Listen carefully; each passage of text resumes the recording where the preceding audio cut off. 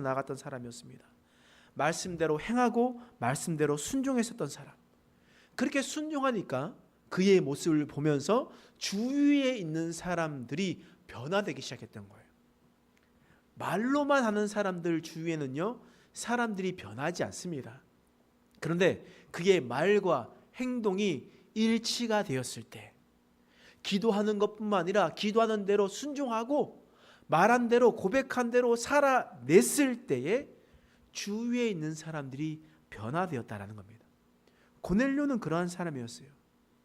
때문에 그 주위에 있는 사람들도, 다시 말하면 고넬료의 부하나 하인들도 경건한 사람들이었습니다. 그 하인들이 어떤 사람이었습니까? 우리 지난주에 말씀을 살펴보았듯이 그들은 주인의 말에 충성하는 사람이었어요. 주인이 말하면 자신의 생각과 자신의 처지를 생각하지 않고 그의 말을 순종하는 사람이었습니다.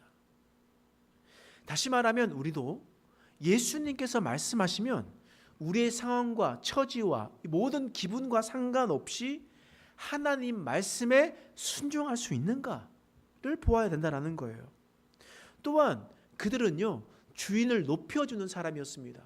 고넬료도 실수한 것도 있겠죠. 섭섭하게 한 것도 있었겠죠. 그런데 그들은 고넬료를 높여주는 사람이었습니다. 우리도 인생 가운데 예수님을 높여주고 있느냐를 다시 한번 더 살펴봐야 된다는 겁니다. 뿐만 아니라 그들은 하나님의 말씀에 경청할 준비가 된 사람이었습니다. 하나님의 말씀을 들을 준비가 되었다라는 겁니다.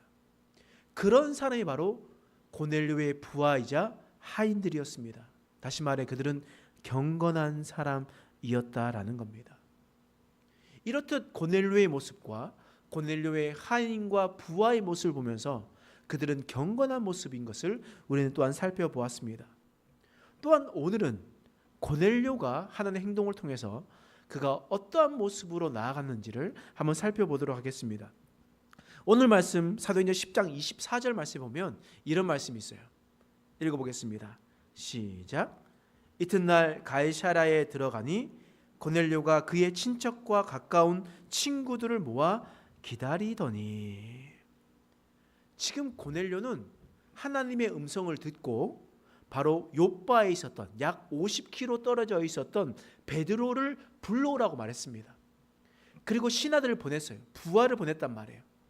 그리고 난 다음에 그가 올 때까지 고넬료는 어떤 일을 했냐? 주위에 있는 친척들 그리고 주위에 있는 친구들을 다 모아서 자신의 집으로 불렀다라는 겁니다. 그리고 기다렸대요. 언제 올지 모르는 베드로를 친척들을 모아서 기다렸다는 겁니다. 여러분, 지금이야 전화가 잘 되어 있어가지고 이렇게 막 전화를 하면 되잖아요. 전화해서 돌려서 아니면 단체 카톡으로 단체 문자로 보내가지고 몇 시에 모입니다. 다 오세요 라고 얘기하면 됩니다. 근데 여러분, 한 4, 50년 전만 생각해 보십시오. 4, 50년 전만 해도 우리나라가 단체 문자를 보낼 수가 있겠습니까? 전화를 쉽게 돌릴 수가 있겠습니까? 여러분, 전화를 돌리면서 할 수가 있겠죠. 근데 편지를 쓰기도 하고, 멀리 떨어진 곳은 편지를 쓰기도 하고, 어떨 때는 전보를 치기도 하고, 그러면서 사람들에게 연락하고 그랬잖아요. 근데 그게 40년 전의 얘기예요. 근데 지금으로부터 약 2000년 전에 과학의 힘을 빌릴 수는 있었겠습니까? 그러면 고넬료는 어떤 수고를 했냔 말이에요. 주위의 사람들을 불러오기 위해서 자신의 집에 있었던 많은 사람들을 다 보냈습니다. 다 보내면서 그들을 데리고 왔다라는 거예요. 왜요? 주님의 말씀을 같이 들으려고요. 혼자 들으려고 했던 것이 아니라 지금 곧 베드로가, 예수님의 수제자 베드로가 우리 집에 올 텐데, 근데 언제 올지는 몰라요. 언제 올지 모르는데 곧 우리 집에 오게 될 텐데 나만 이 복음을 들을 수가 없다. 나만 하나님의 명령하셨던 이것을 들을 수가 없다. 그래서 내 주위에 있는 친척들을 다 불러 모았어요. 그리고 친구들을 다 불러 모았다는 거예요. 이런 수고를 바로 고넬료가 했다라는 겁니다. 또 부르는 것만 수고겠습니까? 오늘 말씀해 보니까, 지금 말씀해 보니까 베드로가 도착하기도 전에 친척들과 가까운 친구들을 모두 불러서 기다리고 있었다라는 거예요. 베드로를 기다리고 있었대요. 이 말이 무슨 말이겠습니까?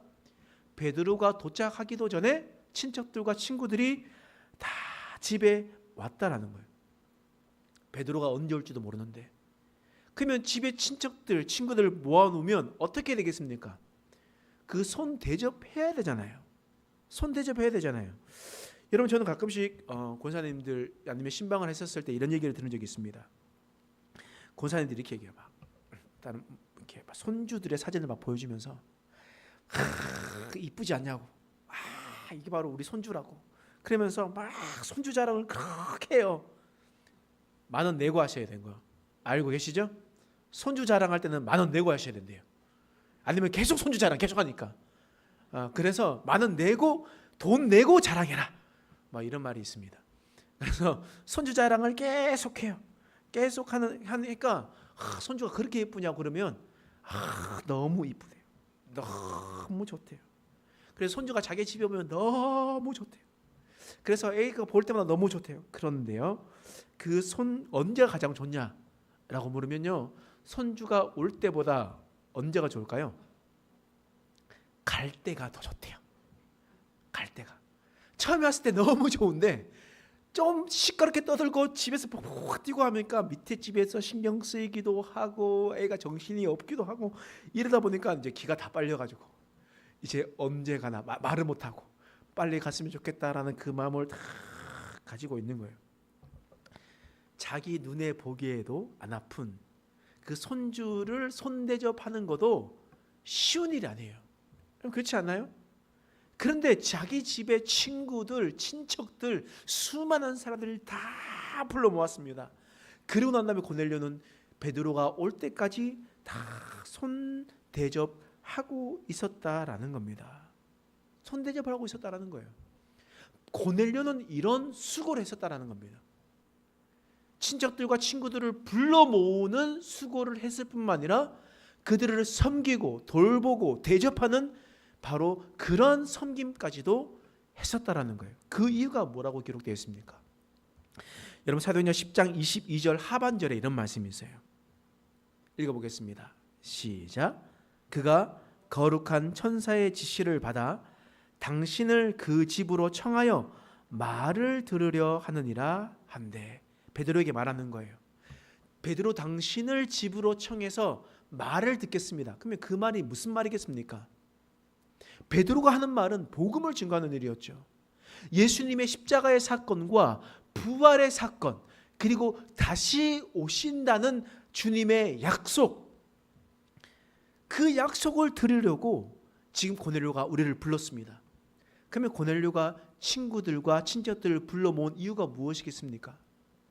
예수님의 십자가의 사건과 부활의 사건, 그리고 예수님께서 다시 오시고 다시 오는 세상이 있다라는 것을 말해주려는 삶, 그 복음의 내용, 그 복음의 내용을 말하는 것을 들으려고 친척들과 바로 친구들을 불러 모았다라는 겁니다. 고넬료는요, 복음을 듣는 것이, 자기만 듣는 것이 너무나 아까웠던 거예요. 혼자 듣기가 너무 아까웠던 겁니다. 그러니 자신의 사랑하는 사람들을 불러 모았습니다. 친구들을 불러 모았습니다. 그리고 고넬료는 그렇게 불러 모았을 때 자신이 치러야 할 수고, 헌신, 섬김, 이것을 두려워하지 않고 다 했다라는 겁니다. 여러분, 이제 이번 주에 우리 교회는 부흥회를 맞이합니다. 그래서 우리 목사님을 모시고 와서 하나님의 은혜로운 말씀을 들으려고 합니다. 그랬을 때 고넬료와 같은 마음을 우리는 품어야 되는 거예요. 여러분, 다른 사람들 부르면 신경 쓰여가지고 나만 예배 드리기 바쁜데 다른 사람을 불러와가지고는 내가 신경 써 있어, 내가 집중을 못한다, 나는 나만 예배를 드려야 된다 라는 생각을 가지고 계신 분들은 우리 교회 분들은 없잖아요. 그죠? 우리 교회 분들은 전혀 그런 생각을 단 한 번도 하지 않으시잖아요. 여러분, 고넬료와 같은 마음을 가지고 하나님의 말씀을 함께 듣고 은혜를 함께 누리는 삶을 살아가는 저와 여러분 되시길 간절히 축원합니다. 여러분, 그런데 이런 고넬료의 수고와 헌신을 통해서 어떤 일이 일어나게 됐는가? 사도행전 10장 44절 말씀에 보면 이런 말씀이 있어요. 함께 읽겠습니다. 시작. 베드로가 이 말을 할 때에 성령이 말씀 듣는 모든 사람에게 내려오시니. 베드로가 이 말을 할 때 바로 예수님을 증거하고 복음을 증거할 때 어떤 일이 일어났다고요? 성령이 말씀 듣는 누구에게? 모든 사람에게 내렸대요. 모든 사람에게. 한 사람에게 내려준 것이 아니라 모든 사람이었습니다. 그러면 그 고넬료 집에 있었던 모든 사람들은 유대인입니까? 이방인입니까?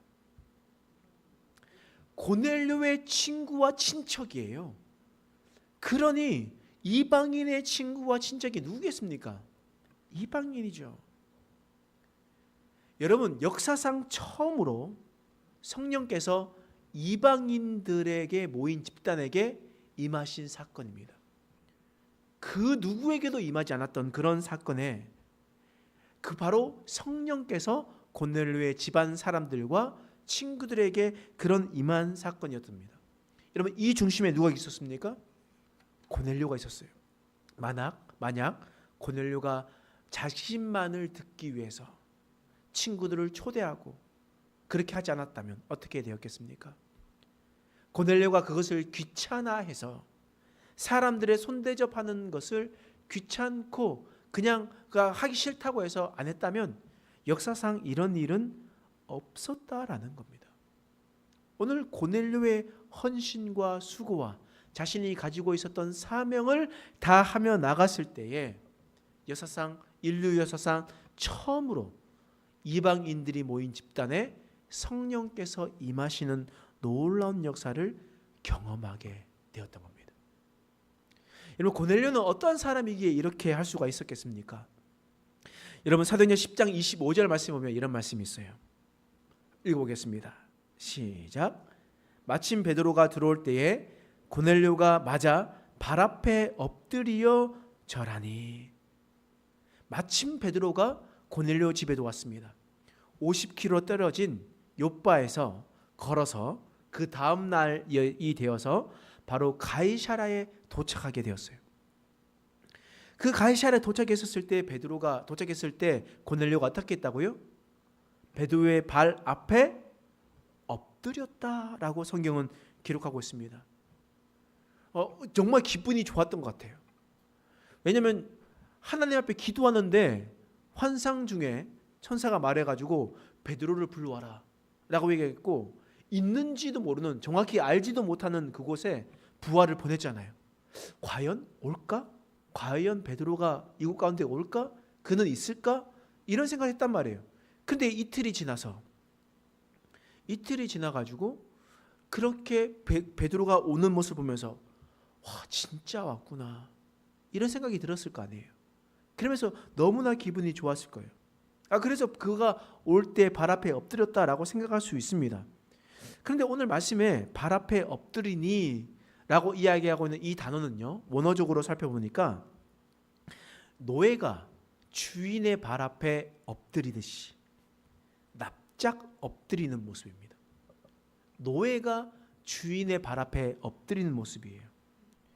그래서 또는 신을 경배할 때 엎드리는 그 모습이 바로 이 단어로 사용되었었거든요. 따라서 고넬료가 베드로에게 나아갔을 때 단순히 인사하는 태도가 아니었다라는 거예요. 단순히 그냥 인사하는 것이 아니라 노예가 주인에게 엎드리듯이, 또한 신께 대하듯이, 신께 경배하듯이 고넬료는 베드로 앞에 엎드렸다라는 겁니다. 여러분, 이것을 사실 우리가 대수롭지 않게 생각할 수 있거든요. 우리가 명절 때 우리 어른들한테 어른이 오면 앞에서 절을 하잖아요. 그리고 인사할 때 우리 세배하잖아요. 그렇게 엎드릴 수 있죠 라고 생각하는 겁니다. 근데 여러분, 근데 고넬료가 누구예요? 고넬료는 백부장이에요. 다시 말하면 이탈리아 부대, 로마 부대의 백부장이었습니다. 군인이었죠. 높은 지위에 있었던 것이었습니다. 다시 말하면 로마는요, 이스라엘을 다스리는 지배국이었습니다. 유대 땅을 다스리고 있는 관리였단 말이에요, 고넬료가. 그런데 고넬료가 피지배국이었었던 유대인 앞에 엎드리는 것은요, 지극히 말도 안 되는 얘기예요. 여러분, 그리고 심지어 지금 그 주위에 누가 있었습니까? 친척들과 친구들이 있었습니다. 친척들과 친구들이 있었는데 유대인 앞에 납작 엎드리는 고넬료의 모습을 보면서 친구들과 친척들은 뭐라고 생각했겠습니까? 그러니 이 고넬료는 베드로 앞에서 엎드릴 수가 없었던 거예요. 여러분, 일제강점기 시기를 한번 생각해 봅시다. 지금 일제강점기예요. 그리고 우리 김포경찰서장이 있습니다. 근데 김포경찰서장이 누구냐? 일본 순사예요. 일본 순사가 와가지고 저를 초대했습니다. 그러고 나서 그의 집에 착 갔어요. 그리고 그 집에 가보니까 그 집에 일본 순사의 친구들, 친척들, 일본 사람들 머리 다 묶어가지고 기모노 입고 다 그 자리에서 기다리고 있는 거예요. 그리고 제가 불러가지고 그 자리에 다 갔습니다. 그런데 김포경찰서장이 저 앞에 와가지고 오셨습니까? 하면서 엎드려가지고 머리를 팍 숙여가지고 있는 거예요. 여러분, 그거 할 수 있겠습니까? 절대 할 수 없는 일 아니겠습니까? 자존심이 상하는 일이고 자신의 체면을 깎이는 그런 일이잖아요. 근데 고넬료는요, 베드로를 보자마자 무릎을 꿇었어요. 엎드렸습니다. 자신의 지위를 내려놓았어요. 자존심을 내려놓았어요. 자신의 권위를 내세우지 않았다는 겁니다. 이게 무슨 말이겠습니까? 하나님께서 불러라서 오시라셨던 그분은 바로 이거는 단순히 유대인이 아니라 하나님의 사자다. 하나님께서 초청하신 분이다. 그러니 그가 말하는 것은 곧 유대인 단 한 사람이 이야기하는 것이 아니라 베드로라는 어부가 이야기하는 것이 아니라 곧 하나님께서 내게 말씀하시는 것과 같다. 그래서 나는 그의 앞에 엎드리는 것이다. 곧 그가 엎드리는 것은 주님의 말씀을 받기 위한 그런 행동이었다라는 거예요. 베드로 앞에 엎드리는 것은 곧 하나님께 엎드리는 것이고 하나님 앞에 자신을 내려놓는다라는 그런 의미였습니다. 이처럼 고넬료는요, 자신의 신분보다 하나님을 더 경외했었던 사람이었습니다. 이런 지극히 낮고 낮은 자의 모습, 겸손한 자의 모습이 있었기 때문에 하나님은 고넬료를 경건한 자라 말씀하시며 고넬료 집에 성령께서 임하게 되는 놀라운 역사를 경험하게 되는 거예요. 고넬료의 이런 모습이 있었기 때문에 역사적으로 처음 있는 성령께서 이방인에게 임하는 놀라운 역사를 경험하게 되었던 것이었습니다. 여러분, 오늘 역사적으로 처음 있었던 이런 모습은 바로 고넬료의 하나님 앞에 사명을 다하는 모습이 있었기 때문이었습니다. 먼저 주님의 말씀을 듣기 위해서는 자신의 수고와 헌신, 봉사와 섬김을 두려워하지 않았습니다. 그리고 친구들과 친척들을 다 불러 모으고 주님의 말씀을 듣기 위해서 기다리고 있었던 겁니다. 또한 베드로가 왔었을 때 그가 단순히 유대인 어부로 받아들였던 것이 아니라 하나님의 사자로 받아들이며 베드로가 하는 말이 곧 하나님의 말씀인 줄 믿고 받아들였던 자들이었습니다. 그런 고넬료를 통해서 그 집에 있었던 하나님의 말씀을 듣는 모든 사람이 하나님의 은혜를 경험하고 성령의 임재를 체험하는 놀라운 은혜를 경험하게 되었습니다. 오늘도 이 시대를 살아가면서 고넬료와 같은 저와 여러분 되시길 간절히 소망합니다. 하나님이 찾으시는 단 한 사람의 예배자가 바로 우리가 되길 소망합니다. 그래서 고넬료의 수고와 헌신, 사명을 통해 그리고 그의 겸손을 통해서 하나님이 역사하셨던 것 같이 우리 교회도 하나님의 임재하심이 넘쳐나가고 부흥에 통하여서도 하나님의 은혜가 넘쳐나는 우리의 귀하고 복된 시간 되길 간절히 소망합니다. 기도하겠습니다. 하나님, 오늘 말씀을 통해서 우리가 도전받는 시간 될 수 있도록 도와주옵소서. 고넬료의 헌신과 수고와 사명을 다하는 삶을 우리도 살아내게 하여 주옵소서. 하나님, 우리가 말씀 앞에 철저히 겸손하고 낮아지는 인생 되게 하여 주시옵소서. 그래서 우리가 주님 앞에 섰을 때 모든 사람이 하나님의 임재하심을 경험하며 주의 임재하심 속에서 성령 하나님을 체험하는 놀라운 은혜를 경험하게 하여 주시옵소서. 감사드리며 예수님의 이름으로 간절히 기도드립니다. 아멘.